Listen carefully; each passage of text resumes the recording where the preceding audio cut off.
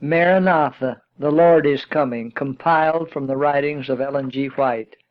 Section 1, January, the King is coming, January 1. The first coming of Jesus. When the fullness of the time was come, God sent forth His Son to redeem them that were under the law, that we might receive the adoption of sons.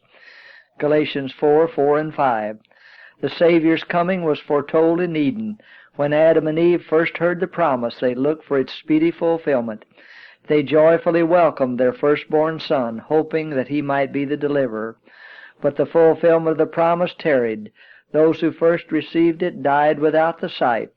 From the days of Enoch, the promise was repeated through patriarchs and prophets, keeping alive the hope of his appearing, and yet he came not. The prophecy of Daniel revealed the time of his advent, but not all rightly interpreted the message. Century after century passed away. The voices of the prophets ceased.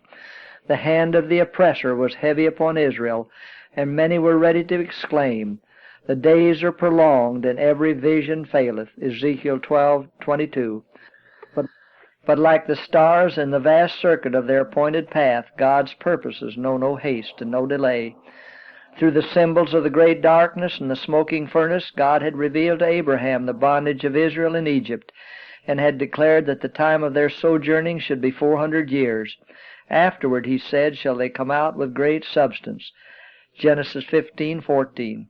Against that word all the power of Pharaoh's proud empire battled in vain. On the selfsame day appointed in the divine promise, it came to pass that all the hosts of the Lord went out from the land of Egypt. Exodus 12:41. So in heaven's council the hour for the coming of Christ had been determined, when the great clock of time pointed to that hour. Jesus was born in Bethlehem. When the fullness of the time was come, God sent forth His Son.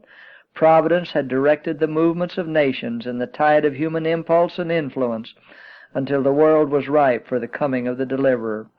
Then Jesus came to restore in man the image of his Maker. None but Christ can fashion anew the character that has been ruined by sin. He came to expel the demons that had controlled the will. He came to lift us up from the dust, to reshape the marred character after the pattern of His divine character, and to make it beautiful with His own glory.